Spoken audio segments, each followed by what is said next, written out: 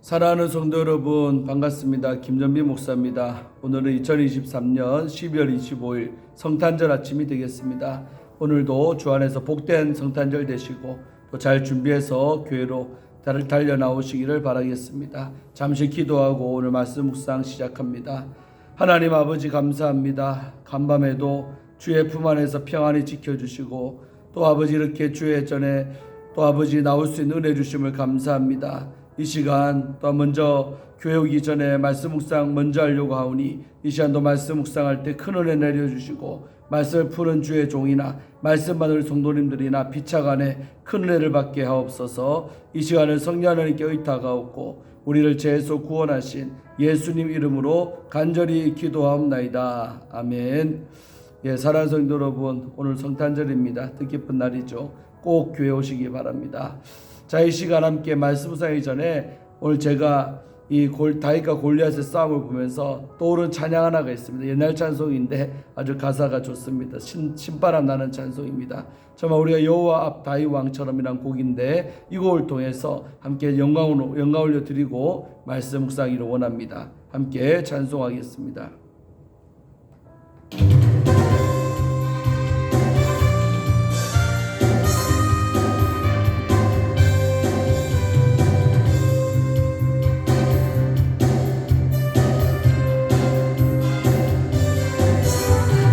여호와 다윗처럼 힘을 다하여 춤추리 왕의 왕주 앞에 탬버린 듯 미리암처럼 손뼉치며 찬양하세 왕의 왕주 앞에 저 싸움터 유다처럼 기뻐하며 외치리 왕의 왕주 앞에 여리고 성 요수아처럼 소리치며 나가리 왕의 왕주 앞에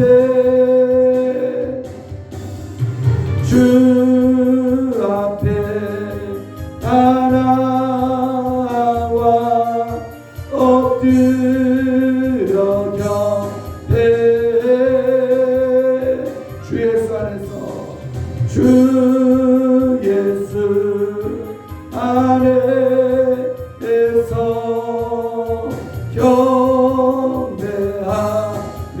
경배하리라. 여호와 다윗처럼 힘을 다하여 춤추리 왕의 왕주 앞에 탬버린 듯 미리암처럼 손뼉치며 찬양해 왕의 왕주 앞에 저 싸움터 유다처럼 기뻐하며 외치리 왕의 왕주 앞에 여리고 성 요수아처럼 소리치며 나가리 왕의 왕주 앞에 주 앞에 다 나와 엎드려 경배해 주 예수 아래서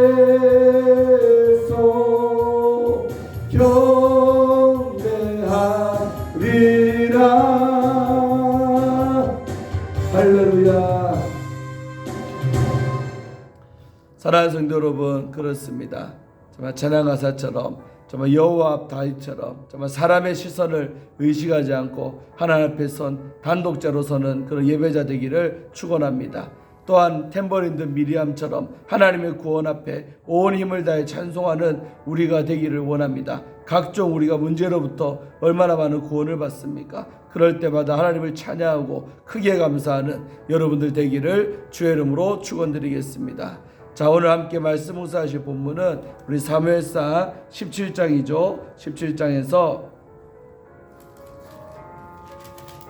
28절부터 오늘 33절까지 말씀 보겠습니다. 제가 읽어드리겠습니다.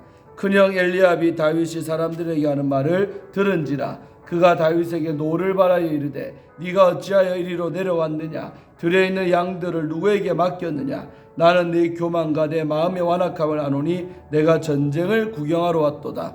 다윗이 이르되 내가 무엇을 하였나이까 어찌 이유가 없으리까 하고 돌아서서 다른 사람들을 향하여 전과 같이 말하매 백성이 전과 같이 대답하니라. 어떤 사람이 다윗이 한 말을 듣고 그것을 사울에게 전하였으므로 사울이 다윗을 부른지라. 다윗이 사울에게 말하되 그로 말미암아 사람이 낙담하지 말 것이라. 주의 종이 가서 저 블레셋 사람과 싸우리이다 하니 사울이 다윗에게 이르되 네가 가서 저 블레셋 사람과 싸울 수 없으리니 너는 소년이요 그는 어려서부터 용사임이니라. 아멘.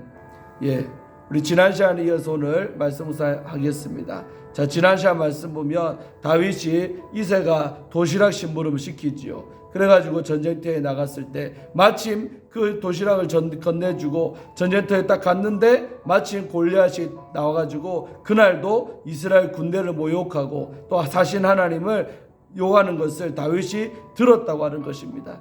자, 그랬을 때 다윗이요 그 말을 들었을 때 가만히 무감각하게 있는 사람이 아니라 바로 반응하는 것이죠. 내가 저 할례받지 못한 블레셋 저 사람을 내가 죽이리라 것이라고 막 그렇게 반응을 하잖아요. 그리고 그런 반응을 했고 또한 백성들이 저 블레셋을 죽인 사람에게 왕께서 정말 사위로 삼고 또 세금도 그 집안은 면제를 해주고 또 그렇게 부경을 누리게 한다는 포상금이 있다는 소식도 다윗이 들었던 것이죠. 그러나 여러분 이제 그 말씀까지 안 드렸지만 다윗이 무슨 그 포상금이 탐이 나서 싸우러 달려들었겠습니까? 여러분 우리가 아무리 뭘 돈을 많이 준대도 자기 생명을 걸 때는요 그거는 돈 때문에 내 생명을 버릴 수도 있는데 그를 여러분 선뜻 하겠습니까?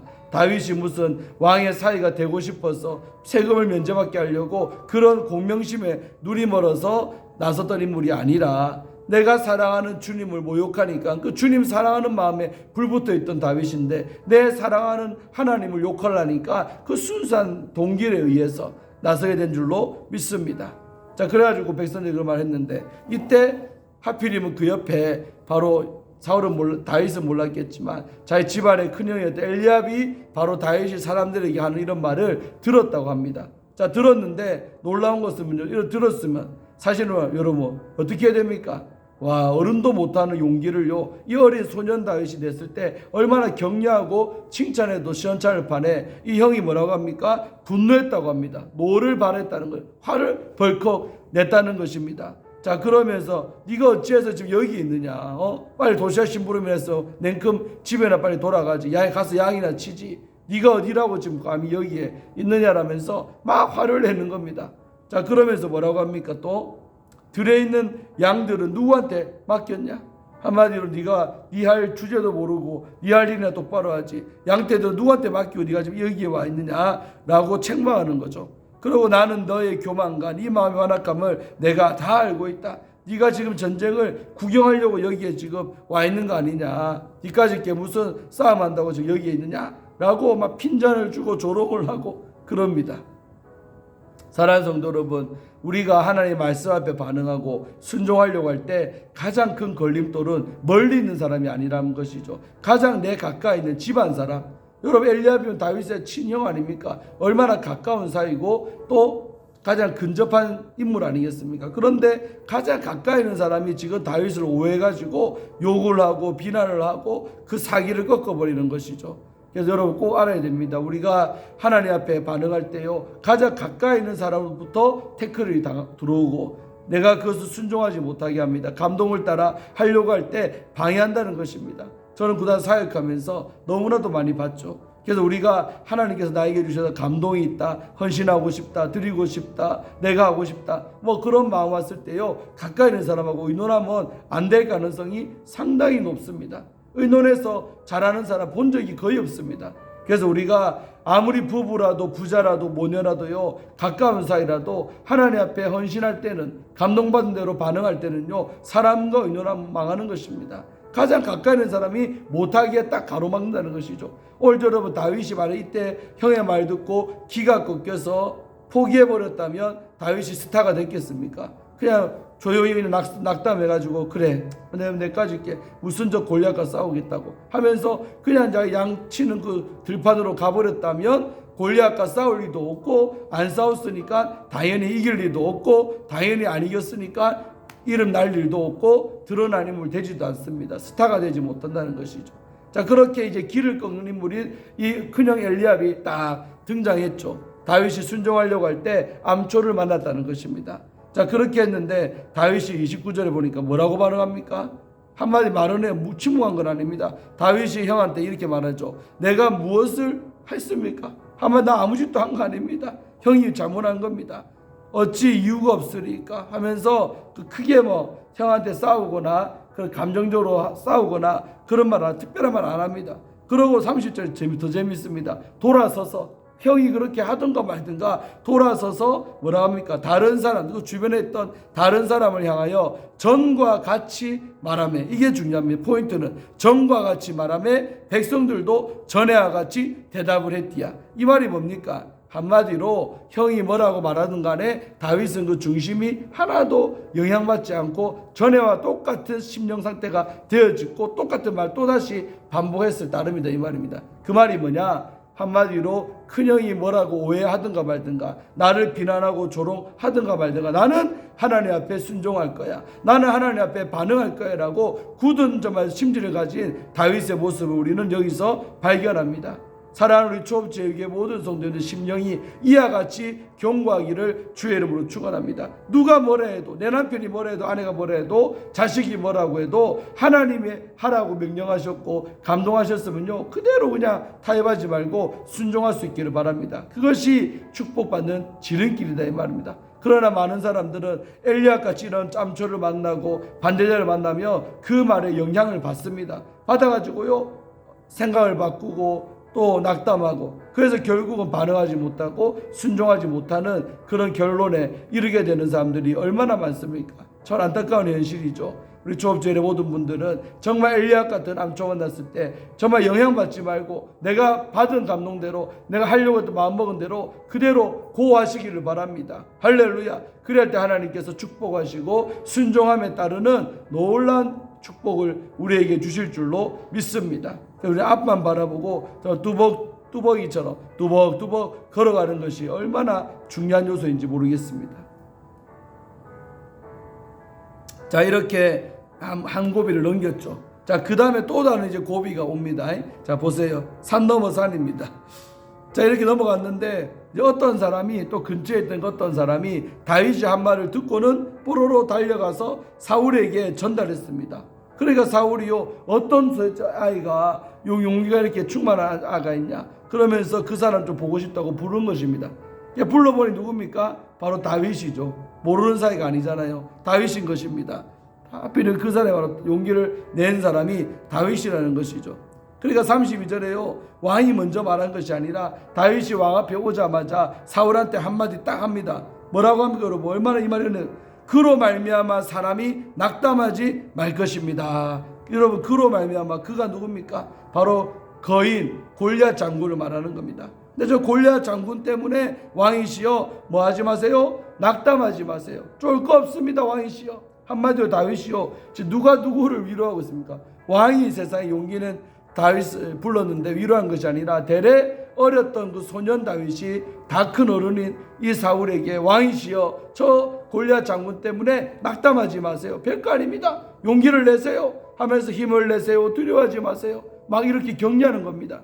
여러분, 하나님의 사람의 언어는 이와 같아야 된다는 거죠. 낙심한 자들, 두려워에 빠진 자들, 걱정하지 마세요. 두려워하지 마세요. 하나님 하시면 됩니다. 하나님이 역사하면 낫습니다. 막 이런 희망적인 말, 긍정적인 말을 내뱉는 것이 바로 믿음 충만한 하나님의 사람들의 언어라는 것입니다. 저도 목회하면서 쭉 보면 안 된 사람들은요, 벌써 입술이 부정적인 사람들은 절대로 되는 법이 없습니다. 그러나 되는 사람은요, 환경이 어렵고 힘들어도요, 그 입술에 참으로 긍정의 말들, 믿음의 말들을 하고 살더라고요. 그러니까 그 사람들은 반드시 잘 되는 것입니다. 할렐루야. 그래서 우리가 내 영의 상태에 따라 언어가 나오게 되는데, 정말 부정적인 말, 안 된다는 말, 낙심하는 말, 두려우면 잡힌 말, 이런 말 하지 않기를 바랍니다. 그런 말 하는 순간에 정말 하나님 말한 대로 너희 말이 내 귀에 들린 대로 내가 행하리라. 민수기 14장 28절 말씀처럼 우리가 하나님께 어떤 언어가 들리게 하는가가 아주 중요한 것입니다. 여러분, 다윗이 이길 수밖에 없던 이유는 벌써 그 언어가 이긴 것입니다. 저놈 골리앗으로 말미암아 왕이시여 낙담하지 마세요. 별거 아닙니다. 하나님이 도와주시면 이길 수 있습니다. 이 말 아니겠습니까? 낙심을 하지 마세요 라고 말하는 것입니다. 그러면서 뭐라고 합니까? 자기의 각오, 의지를 말하죠. 주의 종이 가서 저 블레셋 사람과 뭐 하겠다? 싸우겠습니다라고, 날 좀 보내주세요라고 왕한테 내가 저놈과 싸우겠습니다라고 도전장을 내미는 다윗. 얼마나 멋집니까 여러분. 자, 여기서 또 한 부분 봐야 될 게 뭐냐면, 다윗이 자기를 가리켜 뭐라고 합니까? 주의 종이라고 하죠. 여러분, 이게 정체성, 다윗의 바로 자기 인식이 이랬다는 것입니다. 나는 뭐다? 주의 종입니다. 나는 하나님의 종입니다. 이 말이 뭐냐면요, 나는 연약한 소년 다윗이지만 그럼에도 불구하고 내가 용기 낼 수 있는 이유는 하나님이 내 아버지이기 때문에, 주님이 내 아버지시기 때문에 나는 나가 싸울 수 있습니다. 한마디로 자기의 정체성을 고백했던 이유는 내가 이런 사람이다, 주님이 함께하는 나는 주의 종이다 라는 이 자기인식 때문에 다윗은 성공한 것입니다. 여러분, 그래서 우리가 예수 잘 믿는 것은 뭐냐면 정체성이 세워지는 거예요. 내가 험한 세상 살아가며 여러 어려움들도 많지만 나는 이 세상에서 어떤 존재인가, 나는 어떤 사람인가를 나 스스로가 제대로 파악하고 알고 살아야 된다는 것이죠.